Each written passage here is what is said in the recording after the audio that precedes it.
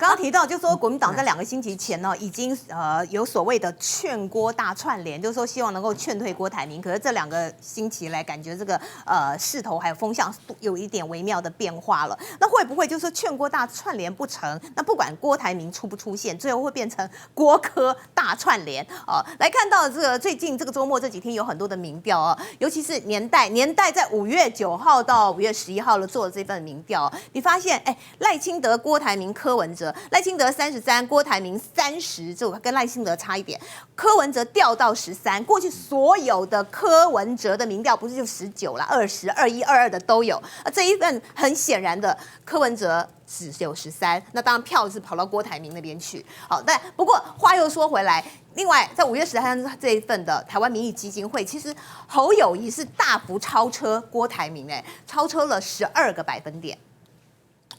我觉得是这样啊，就是这个是谢龙介提供我的观点他说他的经验是国民党在野的时候，那国民党的选民会比较期待他的领导人可以对抗民进党，所以我认为这支 BNT 真的就是在这里帮郭董加分因为他跟小英直接杠上那侯友宜你也知道嘛，他比较对事不对人，所以那个对决的态势就没有那么激烈那在野的时候，国民党是希望你有那个对抗的张力那第二个，我觉得民进党现在确实有2种声音一种是侯友宜比较老练而且打过那么多选战，对，所以要攻他比较难是那郭台铭就觉得好像到处都有空隙可以攻击他这样那可是呢，你如果考虑到这次大选的结构，就说蓝白合到最后谁能够促成那绿营的人就认为郭台铭蓝白合的几率会高一点那你从年代的民调就凸显出这个现象。对，因为侯友宜和柯文哲的差距就是大概9%，因为柯文哲的选民就是会流向郭台铭。对，如果以那这个当然跟年代来看这个当然跟4年前他们就合作过是有关的啦而且我们讲最现实的啦，因为柯文哲就是主张联合政府嘛，那国民党跟民进党当然都希望我一党大胜所以国民党不太可能主张联合政府啦，他一定是跟民进党一样，都希望我总统当选，然后一党过半这样嘛。那郭台铭就比较有可能接受联合政府那这个当然就会跟民众党就有一些交集啦，就是说你如果你可以邀请民众党一些人才也一起参与未来的政府，那柯文哲当然就会觉得说那不错那我就拼我的不分区嘛，未来有联合政府的空间。那这个我认为郭台铭的几率就很高，那侯友宜就比较难讲因为侯友宜毕竟是传统的国民党，那国民党如果觉得在未来的选举里面跟赖清德差距不大，他们就会觉得要拼到底这样就会变成2党对决了。2党对决就是想要把柯文哲给边缘化嘛，可是你不一定做得到，问题在这里。那在这种情况之下，柯文哲就会变成害死侯友宜的最后一根稻草，你知道吗？可是郭台铭他可能一开始就想到说应该要合作了，所以他的打法会比较不一样。所以我认为民众党的被他整合的可能性就会变高了。所以现在绿营真的有点矛盾，我这2种声音我都听到。他们第一个就会说郭台铭这作好派啦，恭维都会让俩出他的毛病等等。还有他以前没有被检验过对，不知道有哪些料大陆做生意还有没有黑历史讲话比较直接那侯友宜就是一个老练的人嘛，你不容易抓到语病，而且过去那么多选战洗礼都打过了可是想到赖清德怎么都没有办法超过40%，你看即使那个林传媒做到39%，还是没有超过40%所以亮哥你看的还是这个没超过40%，可是很多人看的是哇这个很铁就是稳定领先。不是啦，不能这样看啦，你应该说赖清德如何阻止蓝白合啦。如果这样，他当然就当选，是啦，对不对？对。如果能够让柯文哲的票铁到底，那赖清德当然当选几率很高可是如果是郭台铭，可能就会起了化学变化嘛。这个确实是绿营的思考啦，这2种思考都有。就说郭好像比较好打可是如果这个结构不能打破，那最后人家去搞蓝白合，那赖清德怎么办？所以是有2个面。蓝白合他必输无疑了嘛。目前的结构真的是因为他确定参选，他是41啊，那之后是一路跌，因为这个是网络民调，那一路跌，我看到有的民调要跌到35.4，吴子嘉的美岛电子报。那坦白说，你从41.4跌到35.4，大概2个月跌6%，这表示我常讲一句话了，我说赖清德背后有2个背后理嘛，一个就是执政包袱嘛，内政，你的蔡政府问题就是一大堆嘛，第二个就是战争与和平嘛，这跟2020完全不一样嘛，所以你拉不上去了，所以关键就变成是蓝白到最后会不会汇流的问题。好，因为这个亮哥既然讲到的是赖清德面临的这个2个背后灵，其中的一个背后灵呢，就是内政问题，因为内政有太多的烂摊子了。好，我们就带您来看看520前夕，这是民众送给蔡英文的礼物，就是狠狠打脸。这是台湾民意基金会呢今天所公布的最新的民调。好，来喽，有51%的选民不支持民进党完全执政。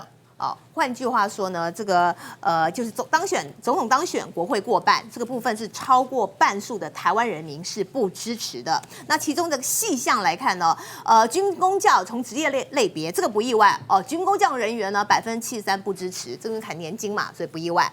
但是也有将近半数47%的中性选民也不支持你民进党完全执政。中产阶级目前选择不站在民进党这一边。好，尤文老师说，他们或许在总统选举可以支持民进党的候选人，但是不支持让民进党继续完全执政。所以先来看到这，汉庭，所以这个是怎么样？因为有老师就说，这是对当前完全执政的民进党人民所做的最直接的抗议了。这台湾人对民进党还是太宽厚了。你说太低了，这51不够高。对啊，你看还有40%的人，然后继续支持，然后不支持的也不过才51% 而已。你如果相较说，2020年的总统大选，当时呢韩国瑜再加上宋楚瑜大约得票是4%，对吧？那你说民进党执政这么烂，也不过才多增加1%。或者你反过来看，就是蔡英文当初获得了50%的这个得票，然后现在呢，他也不过就才少了10%而已。搞得天怒人怨，鸡飞狗跳，然后两岸这个要引起战争，也不过才少了10%而已。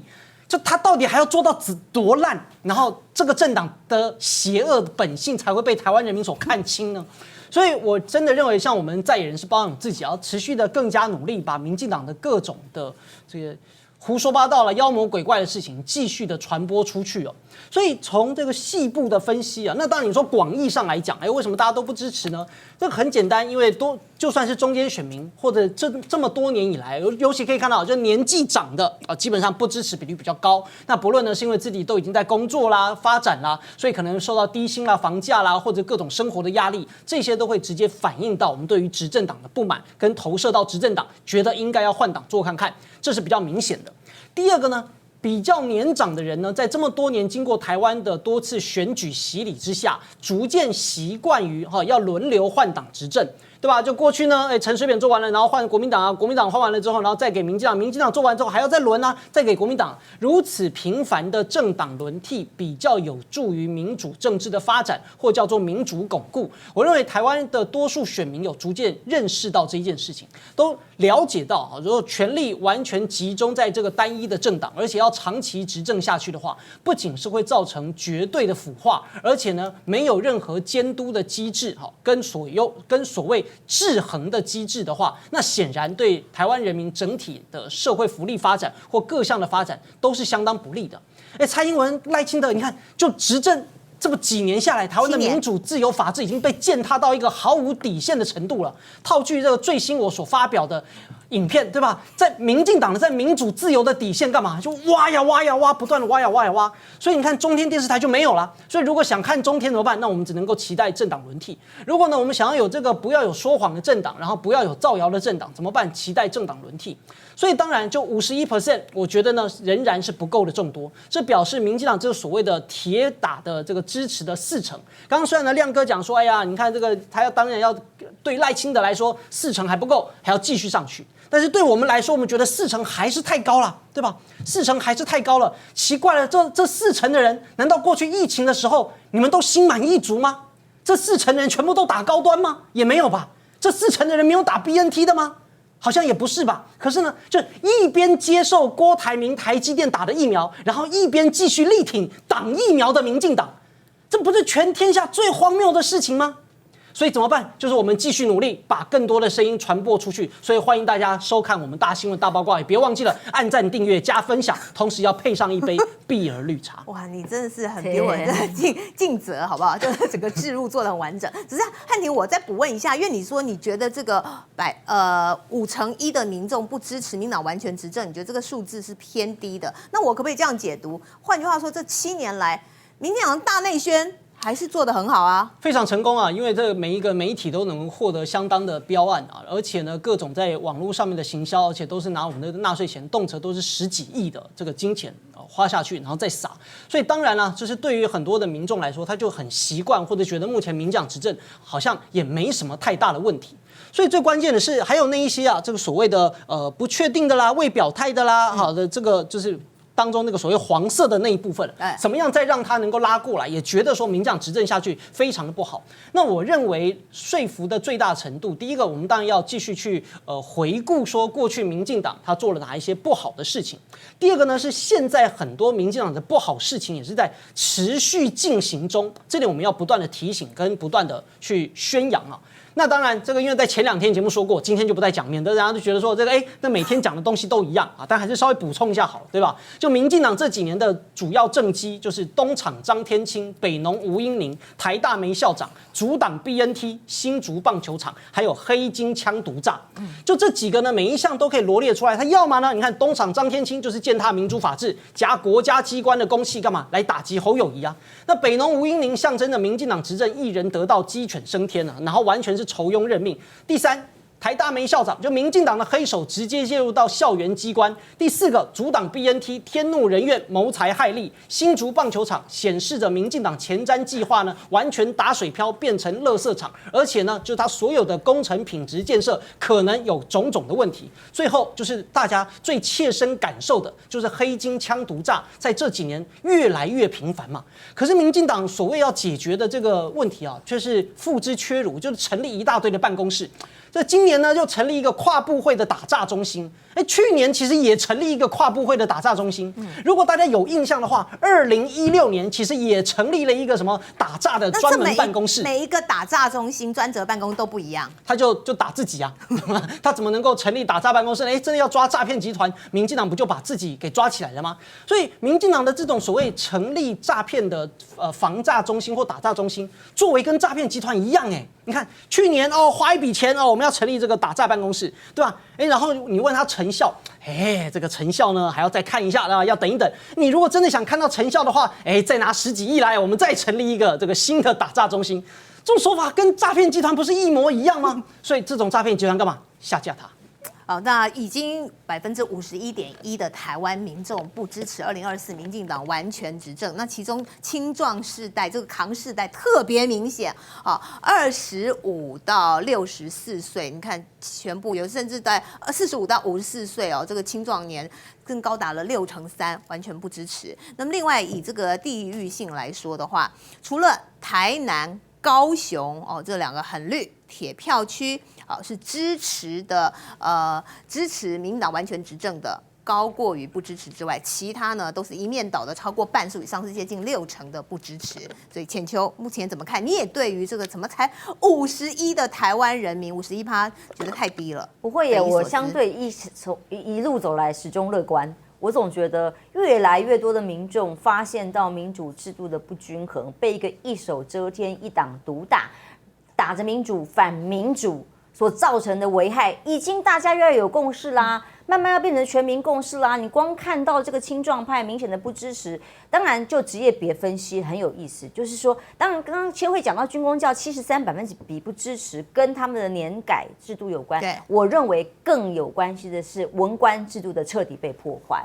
在文官制度彻底被破坏的情况之下，几乎已经不是按照你的表现优异与否、贡献度与否来做升迁跟考评，而是随便你看看刚刚汉宁讲了这么多机关，一天到晚有空没空就成立一个新机关，然后全部约聘雇，然后随便由政府来任用，任何只要跟民党有关的党职旋转门进了一下党中央就可以旋转到这个各部会去，然后领高薪，然后只等在一般公务员努力兢兢业业去努力的情况之下，永远比不过这些空降下来的民进党绿色侧翼呀。所以公关制度被破坏，才是军公教非常高比例不支持的原因吧。但我觉得充满希望，就是我们的青壮世代非常的清楚，知道了现在民主不是常态，被一党这个完全专制从行政机关到立法院，造成的恶果正在恶性循环。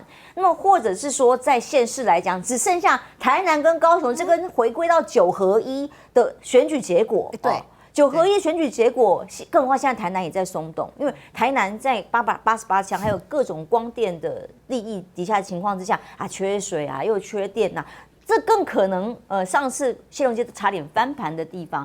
这个地方都还勉强撑住，真的支持，所以我会认为，我是觉得非常乐观的看待这份民调所造出来的风向，是台湾民意越来越能够知道台湾民主制度真正的真谛出现哪些问题。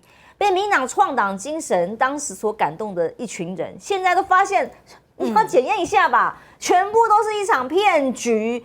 而且更可悲的是，我真的最近看到这个台中捷运捷运公司董事长被讲一讲，的确他就是白目了一点这个拍错了手这样子人家就下台，这是正常文官应该要有的样子可是，在民党政府嘞，我们看到最有趣的是职业别里面，农民、学生、家庭主妇，居然还是相对支持民进党继续完全执政的农民。我们的陈吉仲怎么骂？怎么让我们农业政策失衡？让我们的外销产业全部一场空？吹牛吹了破皮也没有用。等农委会主委现在在位置上吃好吃满，领好领满，结果农民却是支持民进党继续执政，表示是补贴就够了。这就是产生很大的落差。但是这些官员脸皮之厚，他对不起我们所有人民，尤其是在人命关天的各种议题上面，更不用讲是民生议题。所以你看看企业界、白领或者是相关商业贸易相关的职业领域，在这份民调里面，几乎很高比率的都反对民进党继续全面执政。这已经是一个民意很重要的觉醒。但我觉得关键接下来回归到两岸议题的时候，才又是另外一波选民的抉择。但至少在他的执政失败这一点，已经慢慢形成共识啊。第二个小时的大新闻大爆卦，除了浅秋呢跟我们一起讨论，我们加入的还有时事评论员谢寒冰冰哥好，主持人好，大家好，以及前立法委员林玉芳委员好，大家好。我们刚刚特别看到了这一份就在520前夕所做的台湾民意基金会的一个最新民调，可以说是狠狠打脸蔡英文7年来的执政，因为在全台湾有51.1%的民众，过半数是不支持民党政府在2024年完全执政的。我要说，蔡英文执政了7年，最后交出的成绩单居然是这种，可见民怨有多深。我们就来看看，这是媒体特别整理出来，蔡英文因为他在两岸、在外交以及在居住等议题6项政见完全跳票，成了空心菜。我们来看到他提的政见。当时两岸的部分，他说要维持现状，寻求彼此都能够接受的互动，但没有啊！现在兵凶战危，感觉要打起来了，好不好？两岸情势紧张，台湾被国际投资人视为危险之地。巴菲特不是台积电股票还减持了吗？那么外交政策的部分呢？当时的蔡英文提出的政见新南向政策，还有扩大参与国际空间，但新南向变成很难的难，好不好？没有效果嘛。还有台湾至今没有办法参与 WHO 等国际组织。那另外在这个住宅不动产的部分，小英总统当时说新建8年20万的社宅房价要合理化，但是问题是跳票啊，社宅不到10万，房价依旧居高不下。以青年政策，公民权下修到18岁，扭转劳工低薪，以及支持中高龄就业这部分。公民权下修复决没有过确定跳票，劳工低薪依旧没变，中高龄就业困难。好，那另外还有在财政改革的部分呢，中央政府要节制中央请客地方买单的做法，但没有啊，中央和地方的权限争议还是一直都在，而且直辖市、非直辖市的财政落差还是很大。好，在食安的部分呢，又讲得很好听。从产地到餐桌要重建生产管理，提高进口及国内农产品的检验，但没有啊！我们看到什么都叫我们吞啊，来牛来猪，日本核实，现在是打算要放宽日本草莓农业残留标准。好，所以网友呢就开骂说蔡英文骗人骗习惯了啦。还有大小姐7年胡搞瞎搞，逼我们吃来猪，打高端，还有年轻人准备要上战场。不过看到这边，我先请教彬哥，就说其实提到了总统当选国会过半，这也是赖清德他所设下的目标，但是目前看来也是就是被民意所打脸啦。所以换句话说，这蔡英文留下的执政烂摊子，肯定会害到赖清德吗？你们真的觉得民意打脸了吗？我不觉得你也觉得这个你跟烂庭一样？对啊，我不觉得啊，因为我请大家注意啊，这是蔡英文的第2任哦。通常到第2任制度通常都蛮低的。可是到现在为止，历次民调显示蔡英文都有40%左右，差不多有。对啊，那这一次的民调也显示出来，虽然有51.1%的人不希望民进党不要再全面执政，可是还有40%的人认为 OK。那我请大家注意到一件事，第一个就是我们现在如果是立委的话，是单一选区2票制。所以基本上你知道，民进党在台南、高雄是保底的哦。台南、高雄，他几乎你要打赢、拉下他1席都很难。那在中北部，国民党是稳赢的吗？或者其他在野党是稳赢的吗？没有哦。所以他立委还是非常有可能会过半哦。然后再来，你说不分区的话，他有40%的支持度，那表示国民党、民众党跟其他阿萨布鲁党全部加起来不过才50%多，那所以表示什么？表示他未来非常有可能是国会第1大党，所以他很可能会过半，单独过半哦。所以第一个，民进党看起来蛮稳的啊。那第二个，2024是不是沙卡都？目前看起来是这样嘛？那请问一下，沙卡都赖清德保底40%呢？请问一下他要怎么输？所以赖清德看到这样觉得透懂了啦。那我觉得这个民调显示了一个什么东西，你知道？虽然蔡英文做的很烂，很多地方根本乱搞一通，而且基本上都是用骗的，可是多数民众其实无感。无感。所谓的无感，就是说他虽然不觉得蔡英文做的有多好，但是也没觉得他做的有多烂。那相反的，他对国民党、对其他的政党还是没有什么信心。所以说，那如果既然这样的话，那还是让民进党继续全面执政好。他们觉得至少对他来讲是没差的。我觉得这才是可怕的地方。然后像刚刚也提到啦，家庭主妇居然觉得蔡英文比较好，劳工觉得蔡英文比较好，农民觉得蔡英文比较好。农民再来说，这7年来被害的最惨就是农民了，结果他还觉得蔡英文比较好，还觉得民进党比较好，就表示大家觉得 OK 嘛，觉得我就算卖不出去，政府有补贴就 OK 啦，对不对？反正我一样有钱赚就 OK 啦。那大家都不想到未来嘛，那反而就是万一换了一个政党，搞不好他不补贴了，他们觉得我搞不好更惨。所以这就是心态上的不同嘛。那劳工我真的想不出来，到底为什么劳工会觉得？难道是因为调了基本工资啊？我不知道基本工资对绝大多数人来讲意义到底是什么。那更何况现在通货膨胀这么厉害，我只能说我们的所有人的实质薪资其实都是倒退的。那偏偏劳工还支持，那只有白领的不支持，那我也觉得蛮奇怪。那特别是他所有的民调都显示，台南跟高雄还是铁板一块，就是不管怎么样，他们还是觉得民党比较好。那我也必须说，也不要老是怪台南人或高雄人。那我也请教一下，不管民众党或是国民党，你们这么多年来在高雄跟台南到底经营了什么？你们有没有扎根去做这件事情？所以其实我觉得，假设台湾民意基金会这个调查中间没有什么水分是如实呈现的话，其实这是一个非常严重的警讯，表示蔡英文即使做得这么烂，大家还是觉得差不多啦。你如果真的要比的话，你去想想看，马英九最后1年的时候，他的支持度多少？蔡英文至少要2倍以上。有。对啊，所以这个显示民进党的警讯吗？不是，我觉得显示的是国民党的警讯，是表示即使民进党烂成这副德性了，民众还是对你们不信任。所以我觉得国民党真的要好好加油，特别国民党到现在还让我们7上8下，因为5月17号基本上就跟开讲没什么两样，没人知道到底要发生什么事情。真的。对啊，你说这个东西让民众怎么可能会对国民党有信心呢？真的拜托国民党争气一点。不过说到这，我紧急插播一个快讯哦，确定了游淑慧要参选士林大同区立委挑战他这么想不开，想不开是不是？我觉得他蛮想不开。好了，玉芳委员，这个局势会有什么变化吗？我觉得蛮猛的。他以前的选区现在最重要的是，国民党到现在还没有提出总统的候选人。哦，你觉得这会？所以有很多人可能支持国民党，他就没有表态，因为他觉得很迷惘嘛，是很迷惘。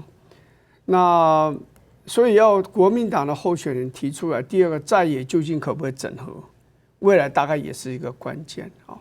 台湾人基本上呢个性是比较温和啊，所以温和啊，除非你有很大的问题出现，他不会对你有很恶劣的看法。好，所以对蔡英文就这样，因为蔡英文好处就是说有一个行政院长，好，那他这个总统，你看其实蔡英文不太有声音，不太讲话。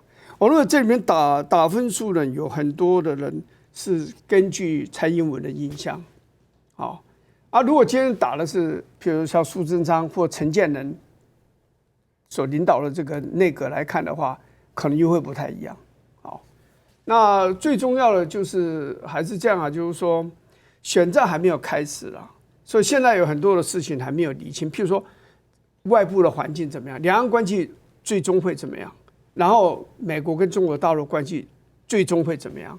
如果真的到时候是剑拔弩张，好像战争一触即发的话呢，我觉得对百姓又有一种不太一样的看法。两岸关系哦，对民进党也好，对国民党也好，是资产也是负债，就看怎么样啊。譬如说像这个所谓的这反送中的时候，那这时候两岸关系就是对国民党来讲就是一个负数。啊，太阳花的时候也是一个负数这样子。那可是如果两岸关系坏到真的要打仗的样子的话，我觉得百姓就会很认真去思考，是因为所有影响投票行为的最大的因素就是战争。你看到后来到越南战争，后来打到最后，你看战争为什么会很惨？战争整个人都是，你看那个样子都是累了，都不晓得怎么办了。连要轰炸河内、海防什么地方，总统都要过问，因为他怕又炸死了无辜的百姓，或又炸到其他国家的大使馆，就到这样一个地步，所以尼克森才会应运而生，然后最后选上总统嘛。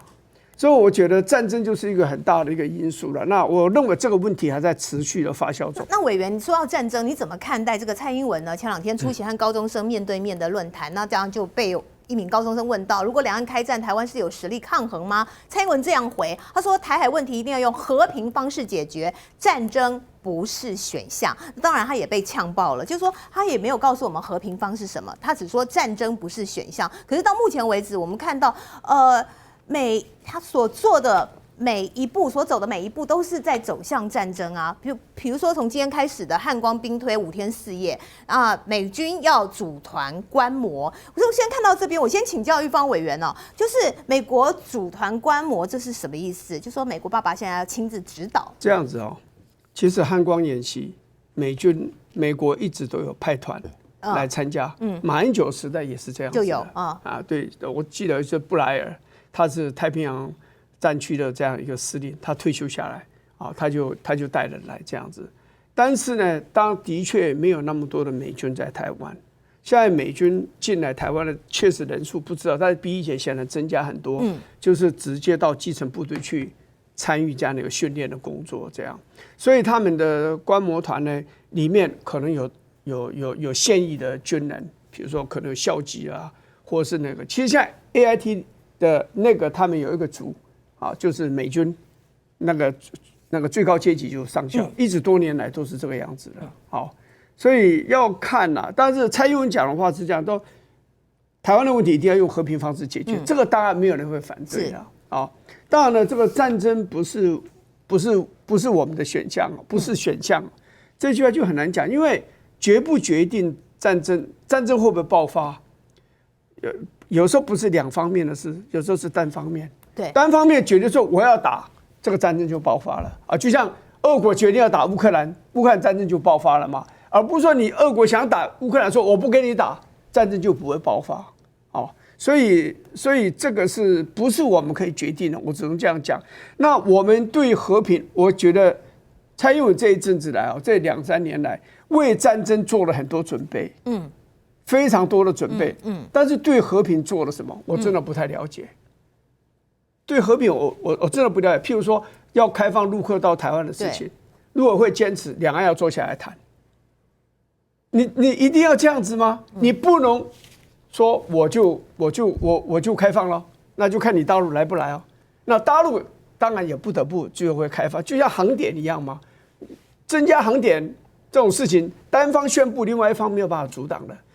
如果要塑造两岸和平的气氛的话，其实陆客来台湾越多越好，不仅是对我们的经济有帮助，最重要的是，你想陆客如果在台湾这么多，这个战争怎么打嘛？对，不可能的事情嘛，对不对？所以我依然认为我们的陆委会很僵硬，好，然后呢，吴钊燮呢就是个战狼，好，这些人都无助于和平了。要有助于和平的话，你要真的要说一些话，要做一些动作，非常的高智慧的动作，让对方不配合你的行动都不行。譬如我讲开放观光是，你第一讲说我赞成啊，我赞成开放啊，我们现在立刻宣布开放，那大陆希望你也配合。像这种事情，大陆你觉得他会对抗，他不会。所以要有一些比较前进的做，但民进党很难在哪里？你知道，因为他就是台独的政党，而且他选举到的时候，他基本上他的观念就是说，两岸关系要紧张，两岸关系要紧张，对我的选情才有帮助。换句话说，他不打战争牌就不会选，是不是就不好选？我也不敢讲说打战争牌，但是至少两岸关系紧张牌，他要打出来。比如说反送中，是他这时候一定要借这个力道，赶快痛骂中国大陆嘛。然后呢，接着就开始抹黑国民党嘛。你国民党就是你就纵容中国大陆啊，你就是要跟中国大陆这个讨好中国大陆，就开始讲这样的事。所以我认为，在总统大选以前，两岸关系要有什么样的具体的解决，或是大幅度的关系的改善，我觉得不容易。因为这个不符合民进党的选举的策略。好，那因为刚刚玉芳委员特别讲，他说事实上小英总统执政这7年来呢，都一直在为战争做准备，而没有为和平做准备。好，尤其为战争做准备这件事情，我想这1-2年特别有感吧。据说呢，在这场和高中生面对面论坛之前，其实高中生提出什么样的问题，好像都已经先过滤过了。所以在这边，其实这个是包括我们看到。其实我还有 LINE 的截图啦结果高中男生都想要问兵役问题，但是蔡英文不给问。因为我看到今天最新的消息是说，包括美国要给台湾5亿元的军援，要给什么呢？监射的刺针飞弹、人吸式的防空飞弹等等为主。